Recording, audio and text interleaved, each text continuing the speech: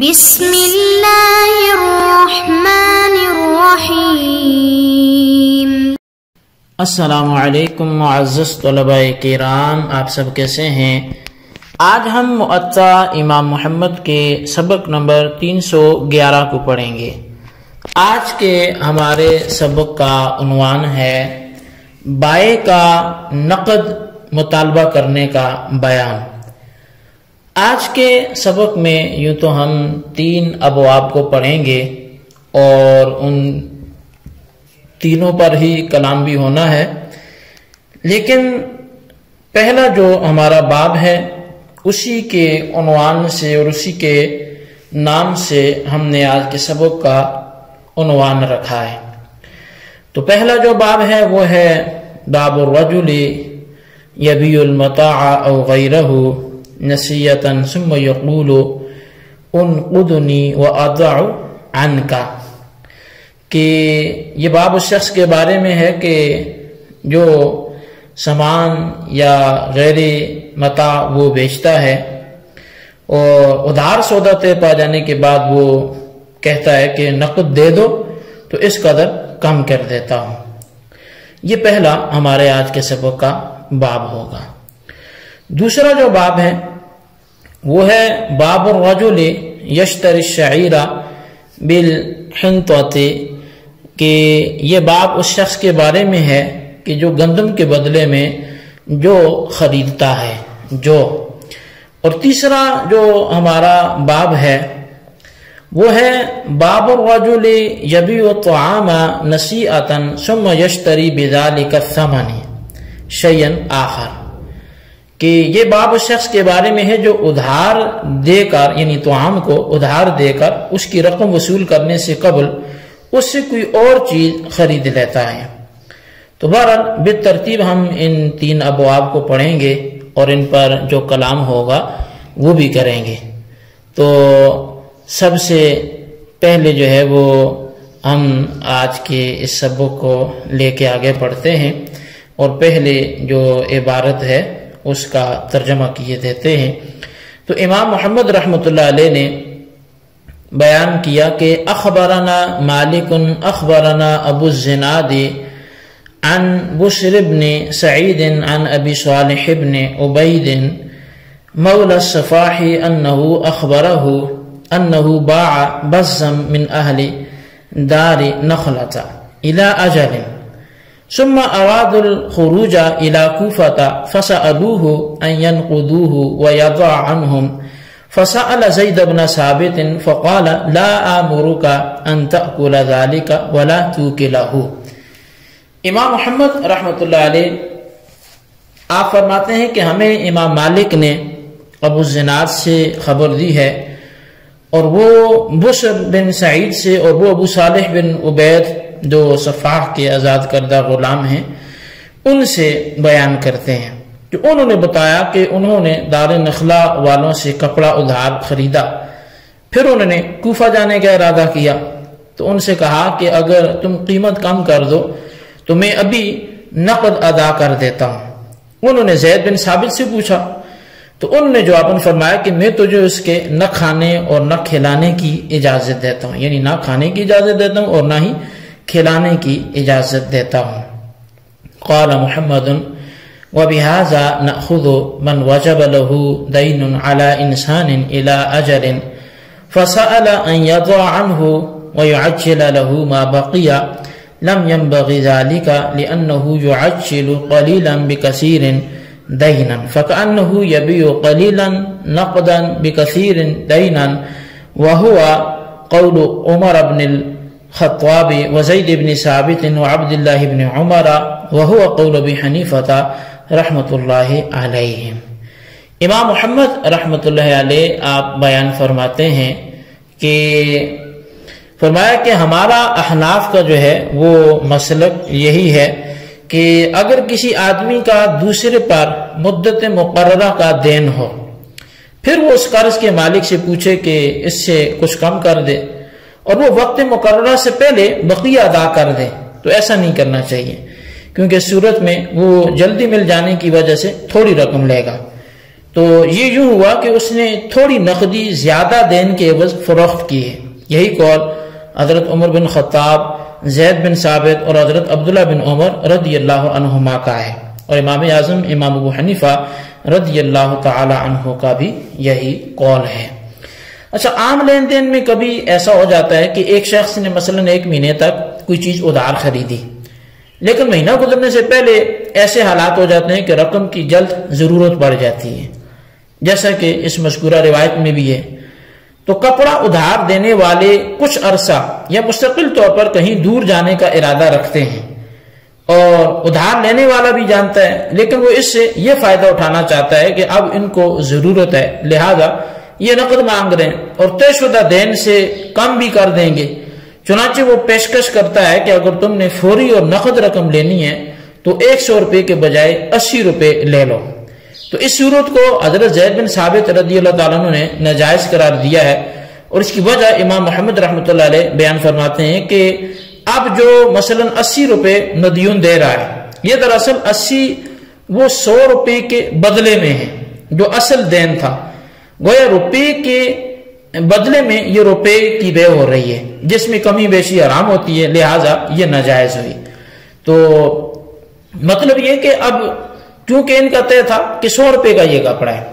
اور اب چونکہ اس نے ادھار لیا تھا 100 روپے کا، تو اب وہ کہتا ہے کہ مجھے پیسوں کی ضرورت ہے تو مجھے ابھی دو،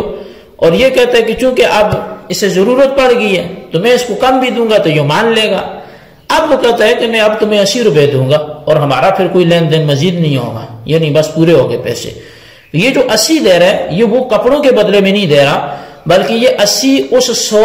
کو جلدی لوٹانے کے بدلے میں دے رہے، تو گویا 100 روپیہ لے کر 80 واپس کر رہا ہے، تو یہ درست نہیں ہے۔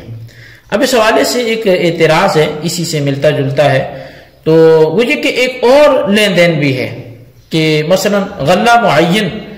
وہ اس غلہ معین کو بیوپاری فروخت کر دیتا ہے اور خریدار کو کہتا ہے کہ اگر نقد لیتے ہو تو 80 روپے اور اگر ادھار لیتے ہو تو 100 روپے کا دیتا ہوں۔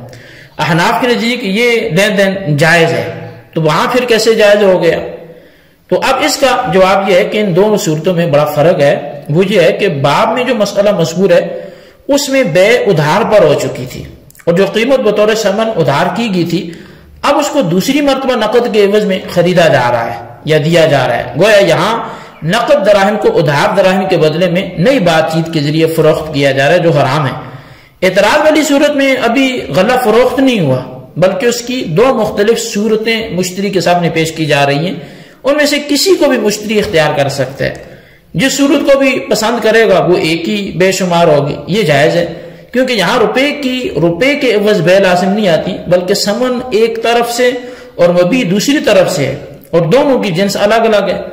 ناجائز یہ تھا کہ ہم جنس 2 چیزوں کی بے کمی بیشی کے ساتھ کی جاتی۔ ہاں، اس صورت میں نقد رقم اور ادھار رقم بہرحال وہ ثمن ہے، اور ثمن ہم جنس ہوں تو کمی بیشی حرام تھی، تو بہرحال اس لیے اس صورت کو لے کر احناف کے مسلک پر اعتراض نہیں کیا جا سکتا۔ تو یہ ہمارا پہلا آج کا باب تھا جو یہاں پہ آ کے مکمل ہوا۔ اب ہم بڑھتے ہیں دوسرے باب کی طرف کہ باب الرجل یشتری الشعیر بالحنطۃ، کہ یہ باب اس شخص کے بارے میں ہے کہ جو گندم کو جو کے بدلے میں خریدتا ہے۔ امام محمد رحمۃ اللہ علیہ اس باب کی حدیث پاک کو ذکر کرتے ہیں، اور آپ لکھتے ہیں کہ اخبرنا مالک حدثنا نافع ان سلیمان بن یسار اخبرہ ان عبد الرحمن بن الاسود بن عبد یغوث فنی علف دابته فقال لغلامه خذ من حنطة أهلك فاشتر به شعيرا ولا تأخذ إلا مثلا بمثل۔ امام محمد رحمۃ اللہ علیہ فرماتے ہیں کہ ہمیں امام مالک نے حضرت نافع سے خبر دی، وہ کہتے ہیں کہ ہمیں سلیمان بن یسار نے بتایا کہ عبد الرحمن بن اسود بن عبد یغوث کے گھوڑے کا چارہ ختم ہو گیا، تو اس نے اپنے غلام سے کہا کہ اپنے گھر کی گندم لو اور اس کے بدلے میں جو خرید کے لے آؤ، لیکن برابر لینا۔ قال محمد ولسنا نرى بأسا بأن يشتري الرجل قفيزين من شعير بقفيز من حنطة يدا بيد، والحديث المعروف في ذلك عن عبادة بن صامت أنه قال قال رسول الله صلى الله عليه وسلم الذهب بالذهب مثلا بمثل والفضة بالفضة مثلا بمثل والحنطة بالحنطة مثلا بمثل والشعير بالشعير مثلا بمثل ولا بأس بأن يأخذ الذهب بالفضة والفضة وأكثر ولا بأس بأن يأخذ الحنطة بالشعير والشعير أكثر يدا بيد في ذلك أحاديث كثيرة معروفة وهو قول أبي حنیفة والعامة من فقهائنا۔ امام محمد رحمۃ اللہ علیہ فرماتے ہیں کہ ہم اس میں کوئی حرج نہیں سمجھتے کہ ایک شخص جو کی 2 بوریاں گندم کی 1 بوری کے بدلے میں خریدتا ہے اور ہاتھوں ہاتھ لین دین ہو۔ اس کے متعلق حضرت عبادہ بن صامت رضی اللہ تعالیٰ سے ایک معروف روایت ہے، وہ کہتے ہیں کہ نبی علیہ السلام نے فرمایا کہ سونا سونے کے بدلے، چاندی چاندی کے بدلے، گندم گندم کے بدلے اور جو کے برابر بدلے یہ برابر لینے چاہیے۔ اگر کوئی شخص سونا اور چاندی کا لین دین کرتا ہو اور چاندی کا وزن زیادہ ہو تو اس میں کوئی حرج نہیں ہے۔ یوں ہی ایک شخص گندم کے بدلے جو زیادہ وزن کے لے لیتا ہے اور ہاتھوں ہاتھ یہ لین دین ہوتا ہے تو اس میں بھی کوئی حرج نہیں ہے۔ اور اس میں بہت سی احادیث موجود ہیں کہ ولا باس بن یاخذ الحنطۃ بالشعیر والشعیر والشعیر اکثر یدم بیاد، کہ وہ گندم کو جو کے بدلے خریدتے ہیں اور حال یہ ہے کہ جو ہیں وہ زیادہ ہیں لیکن یہ ہاتھوں ہاتھ ہے، تو اس میں بہت سی احادیث ہیں اور یہی امام اعظم اور ہمارے عام فقہائے کرام کا بھی قول ہے۔ تو بہرحال یہ جو باب آپ کے سامنے بات کی گئی تو اس میں بھی جو ہے امام مالک نے دوسرے ائمہ سے اختلاف کیا ہے، اور جس کی جو تفصیل ہے وہ یہ ہے کہ آپ رحمۃ اللہ علیہ فرماتے ہیں کہ گندم اور جو اگرچہ مختلف اجناس ہیں لیکن اس حدیث میں ان میں کمی بیشی بوقت خرید و فروخت جائز نہیں رکھی گئی، لہذا اتحاد جنس کے بجائے یہاں اتحاد منفعت وجہ بنے گی۔ دونوں اشیاء میں منفعت ایک جیسی ہے، لہذا ان میں کمی بیشی اور ادھار جائز نہیں ہے۔ لیکن امام محمد رحمۃ اللہ علیہ اس روایت کی بات فرماتے ہیں کہ عبد الرحمن بن اسود کی یہ جو مذکورہ روایت ہے اس کے مقابلے میں حضرت عبادہ بن صامت رضی اللہ تعالیٰ عنہ کی حدیث وہ زیادہ معروف ہے، اور اس جیسی اور بھی بہت سی احادیث مروی ہیں جن میں جو کے بدلے میں گندم کے بدلے میں وہ لین دین کیا جا رہا ہے، تو وزن میں برابری کی پابندی لگائی گئی ہے، اور اگر جو اور گندم کا باہم لین دین ہو تو اس وقت کمی بیشی درست ہے، ہاں ادھار پھر بھی جائز نہیں ہے۔ امام مالک کا موقف جو ہے وہ ابو الولید باجی نے المنتقى شرح موطا جلد 5 میں وہ لکھا ہے کہ وَهَذَا يَقْتَضِي أَنَّ الْحِنطَةَ وَالشَّعِيرَ جِنْسٌ وَاحِدٌ لَا يَجُوزُ التَّفَاضُلُ بَيْنَهُمَا، کہ یہ اس بات کا تقاضا کرتا ہے کہ جو گندم اور جو ہے یہ ایک ہی جنس ہے اور اس میں جو کمی بیشی ہے یہ جائز نہیں ہے۔ تو بہرحال وہ مطلب اس حدیث کے بارے میں فرماتے ہیں کہ یہ حدیث یہ چاہتی ہے کہ گندم اور جو یہ ایک جنس ہیں اور ان میں لین دین میں کے وقت میں جو کمی بیشی ہے وہ جائز نہیں ہے۔ اور ہمارے احناف کے موقف پر بھی بکثرت احادیث صحیحہ وہ موجود ہیں، جس کے حوالے سے بالخصوص صاحب نصب الرایا وہ لکھتے ہیں کہ جو حضرت عبادہ بن صامت رضی اللہ تعالیٰ عنہ والی حدیث ہے اس کے حوالے سے آپ لکھتے ہیں کہ اس حدیث کو امام بخاری کے علاوہ محدثین کی ایک جماعت نے ذکر کیا ہے۔ ابو الاشعث جناب حضرت عبادہ بن صامت سے بیان کرتے ہیں کہ نبی علیہ السلام نے فرمایا سونا سونے کے بدلے، چاندی چاندی کے بدلے، گندم گندم کے بدلے، جو کے بدلے، کھجور کھجور کے بدلے اور نمک نمک کے بدلے برابر برابر، اور نقد یعنی ہاتھوں ہاتھ ہو۔ پھر جب ان اشیاء کی جنس مختلف ہو جائے تو تم جیسے چاہو لین دین کرو جب کہ وہ ہاتھوں ہاتھ ہو۔ تو حضرت عبادہ بن صامت رضی اللہ تعالیٰ عنہ سے مروی حدیث کو جرح کے بغیر محدثین کرام کی جماعت نے نقل کیا ہے۔ اس میں ایک تو یہ معلوم ہوا کہ جب جنس متحد ہو تو کمی بیشی اور ادھار دونوں کی ممانت ہے، اور جب جنس متحد نہ ہو تو کمی بیشی جائز اور ادھار جائز نہیں ہے۔ گندم اور جو بہرحال وہ دو مختلف اجناس ہیں، اس لیے امام محمد کا موقف بلکہ تمام احناف کا جو موقف ہے وہ مضبوط ہے۔ تو بہرحال اب یہ تیسرا باب جو ہے اس کے حوالے سے آج گفتگو کرنا تھوڑا مشکل ہو جائے گا، تو اس کو ہم آئندہ کے اپنے سبق کا حصہ بنا لیتے ہیں۔ تو آج کا جو ہمارا سبق ہے اس کو ہم انہی 2 ابواب پر موقوف رکھتے ہیں۔ پہلا جو ہم نے باب پڑھا تھا کہ بائی جو ہے وہ ادھار سودا طے پانے کے بعد بائی کہتا ہے کہ نقد دے دو، تو اب وہ پھر مشتری کہتا ہے کہ میں اس قدر کم تمہیں دوں گا قیمت، تو پہلے ایسے والے سے تھا۔ اور دوسرا جو ہے وہ گندم کے بدلے جو خریدنے کے حوالے سے کہ یہ ایک جنس ہے، یہ دو الگ الگ جنسیں ہیں، تو شرعی حوالے سے ان کے حوالے سے کیا نقطہ نظر ہے